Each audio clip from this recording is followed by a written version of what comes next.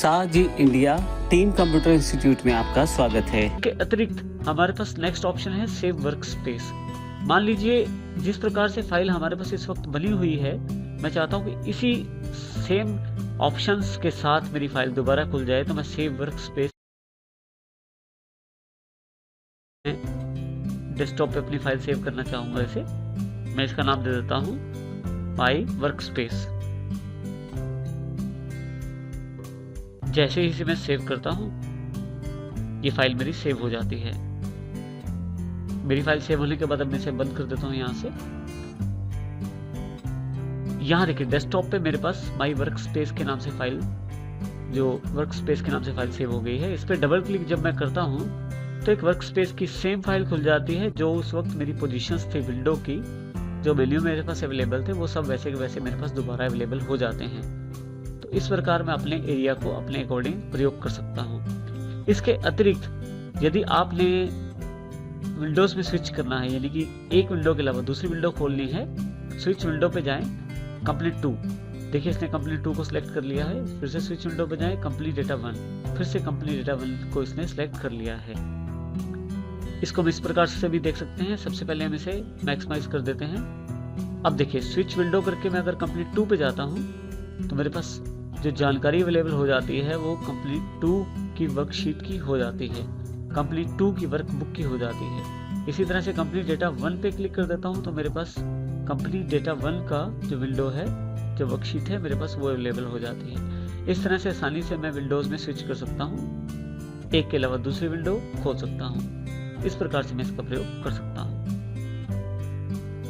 Next जो group हमारे पास available है मैक्रोस के रूप में, उसमें हमारे पास सबसे महत्वपूर्ण कमांड है मैक्रोस।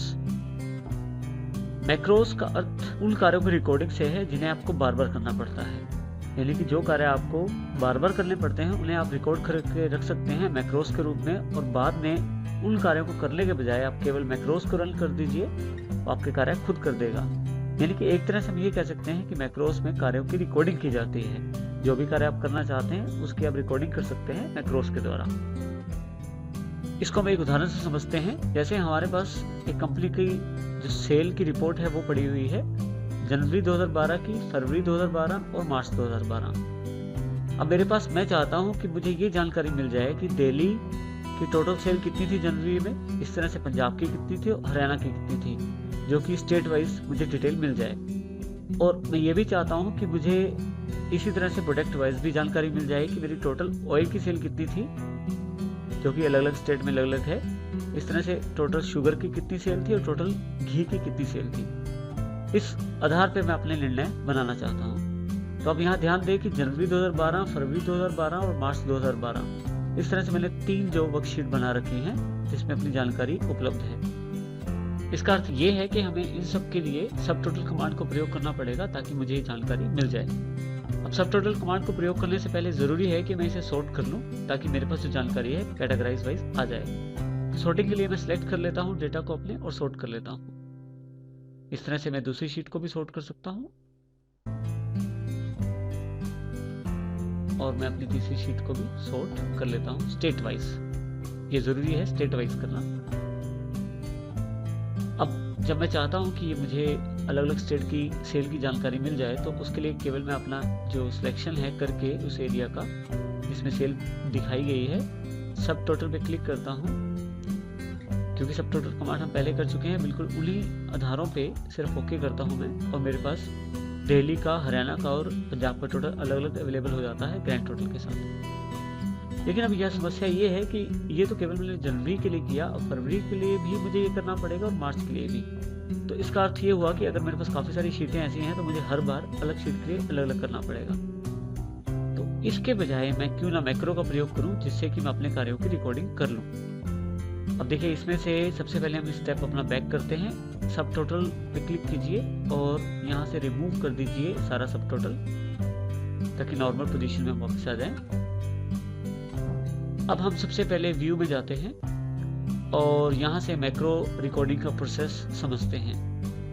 मैक्रो का प्रयोग करने के लिए हमारे पास 2 स्टेप अवेलेबल हैं, व्यू मैक्रोज और रिकॉर्ड मैक्रोज। रिकॉर्ड मैक्रोज का अर्थ है कि हम अपनी रिकॉर्डिंग स्टेप्स की कर लें, और व्यू मैक्रो का अर्थ है कि जो रिकॉर्डिंग की गई है उसका प्रयोग कर लें। इसलिए अब सबसे पहले हम रिकॉर्डिंग करना सीखते हैं। मैक्रोस पे क्लिक करें और सबसे पहले रिकॉर्ड मैक्रो पे क्लिक करें।